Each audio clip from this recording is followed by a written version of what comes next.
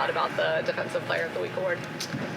You said when? Or how? Literally right when I walked out to practice, a couple guys came up to me. I didn't even see it before then, so a couple guys came up and just told me congrats and stuff, so that was pretty cool. What was it like right there with your teammates? I mean, it was cool. I think, anytime you get recognition for whatever you do, I mean, you got to be thankful and grateful for it. But, at the end of the day, we're on to a new week, new team. So sat there for a minute and thought about it, but then, went to practice. If there's an offense that captures your attention, they all do, but Miami would probably be at the top of that list. I mean, what do you see as you begin to prepare for them? How much of a challenge is this? Yeah, they got a great offense, obviously, explosive at all levels. They got guys that can score anytime they touch the ball. They want to get their guys open in space and, create mismatches and things like that. So we'll do, what we need to do this week to prepare for that. So, Terrell, how problematic is all the motion that they do? I mean, you're trying to read your keys and all that, but if they're just constantly in motion, how difficult does that make it for you guys? Yeah, I think it comes back to communication. That's the main things that we're working on during practice throughout the week, making sure we're all on the same page, watching the tape together, knowing all the adjustments. So, whenever all that stuff does happen, we know exactly where we're getting to, any adjustments that we're making, before the snap. And then whenever the ball snaps, we can just go play. When you say the word communication, that's a big part of your job description in this role. So from that standpoint, how much of a challenge is it to make sure everything is set to whatever degree it can be each play against it? Yeah, it's a huge challenge, and like you said, that's my job description. So working on that throughout the week, just making sure we're all on the same page, everybody's playing the same defense, all the adjustments are correct, and from then on, we can just go play football and do what we do. Sean mentioned that they're going to get people rested on the scout team this week so that they can offer as much speed as possible out there. Talking to Andy a minute ago, he's like, we're just trying to give these guys the best look. What was practice like? Yeah, it was fun. Especially guys like Andy, motioning, jetting, creating, similar styles of play to what their offense is doing, and trying to give us as much pre-snap motion and make us communicate. And make us, be on the same page. So it's been fun. Today was, the first actual practice that we've had. So we'll get in, watch the tape, clean up some stuff, and get back out here tomorrow. Who's the fastest guy in the practice squad? Someone's got to be the fastest. Who's the guy? I think Andy's probably up there. He's definitely, one of the guys that we use to create, some of the stuff that other offenses do, problems with, their speed guys and stuff. So I'd probably give it to him. When Hill runs that motion where he comes behind the quarterback and he's already got a head of steam when the ball snaps. Yep. Is that, I'm not saying it's impossible, but is that about as tough a play as a defender can defend against when he's already got a head start on you? Yeah, for sure. They do a lot of that with their offense. Multiple guys do that, and, that's something that we've seen on tape. So I think, we've got a plan for how we're going to try to defend that and, sticking to our rules and playing our defense. But yeah, like you said, it's a challenge for sure. But, we're going to work this week to get ready for it. Do you feel like each week so far you've kind of been playing freer and freer as you've gone and it's clicking for you?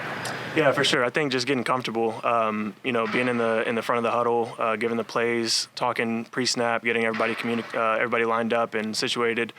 I feel like, the more reps that you get, obviously the more comfortable you're going to be. And so, I'm trying to build up every single week, just, taking steps and stacking days. So. Oh, go ahead. No, you go ahead. As you've gotten to work with just everyone at the what's it like working more and more with Christian Benford? Like, what stands out about his play? Yeah, I think Christian, we came in together obviously last year, so we've gotten to be pretty close. He's a guy that doesn't say very much, but works his tail off, and comes in every day with the same attitude, the same mindset, and I can't really say enough good things about him. Just how he comes to work every single day, and the process that he takes into work every day. He's one of the guys that I lean on and I talk to a lot, and I really look up to just how he carries himself and how he handles himself. Because you didn't get to play in preseason, can you just take a little bit into your mentality going into week one and just the kind of chunks of things you tried to learn along the way? Yeah, I would say going into week one, really just being confident in myself and knowing that I can, do it, and knowing that the guys around me believe in me and trust in me. And, I think building on that week to week, it's been something that I've tried to do, and really something that I've, put my mind to try to continue to get better, continue to work on my communication, and, try to make as many plays as possible to help this team win. You've been pretty candid about still trying to build on each of that. What is it like now getting ready for a team like Miami just 4 games in? Yeah, it's a huge challenge. Obviously, with some of the stuff that they do on offense, it's going to make us communicate and, make us make pre-snap adjustments and that type of thing. So obviously a huge challenge, but, I'm excited for it. Another step in the process. How much do you get to focus on that excitement part of it? Like, is it fun getting ready for an offense that has done some ridiculous things? Yeah, for sure. I think it is. I woke up Monday morning watching tape, getting ready. We didn't even have the game plan in yet, but I just wanted to see, what they've been doing and, kind of how they've scored their points and how they're moving the ball and things like that. So every morning that I wake up, I'm excited to come in here and get to work and, try to get a little bit better. I imagine you had seen that they had put up 70 before Monday morning, obviously. Do you remember, like, where or when you heard that and just kind of what that was like? I don't really remember where I was at, but, yeah, obviously, whenever you see a team put up 70 points, you kind of want to figure out how they did it. So, the first opportunity I had, I went and, watched the tape and, saw kind of what they were doing and, how they were getting the guys the ball and how they were scoring and stuff. So. Whenever we get a chance to talk to you, like I've recorded some of our conversations for my stories, sometimes I got to put the microphone a little bit closer to my ear, the speaker, to hear it a little bit more. Yeah. You're reserved at times, but on the sideline, Jordan Poyer was talking about it the other day, like you get guys juiced up with how high you get. Is there like 2 versions of you, or how does that work? Yeah, I guess so. I mean, off the field, I wouldn't say I'm much of a talker, communicator, or, that type of guy. But, once I get on the football field, I feel like it's a completely different thing. I can be myself. I can go out there and, do what I do. And obviously, I love the game of football, so it brings a lot out of me when I'm out there. And then just the position that I'm in, trying to be that guy, it's a lot easier when, you got guys like that around you. And yeah, so to answer your question, I would say, yeah, I guess there's 2 different versions. When does it start? Does it start when you walk out of the tunnel, like when you get to the stadium? I mean, whenever I put on the pads and whenever I put on my helmet, I feel like, I get into that mode and get into that zone of just, getting ready to compete. I think that's another huge part of it. Whenever you start, competing and getting into that zone, I feel like, it brings something else out of you.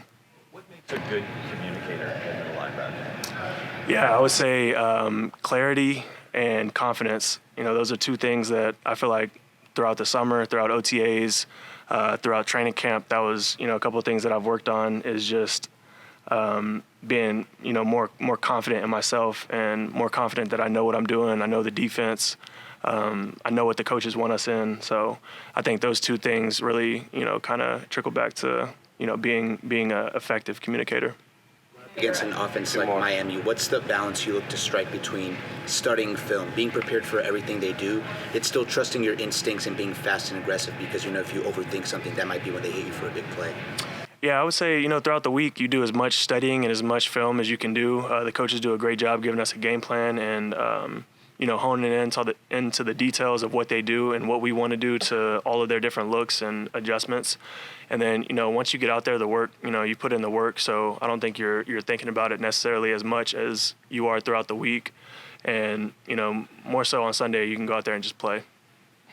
You heard about the award right before practice, and obviously we're practicing then, but how much have you heard from like family, friends, former coaches just about it? Yeah, I haven't really heard anything yet, just coming off the field. So, yeah, not much yet. I'm sure they were very. I appreciate it.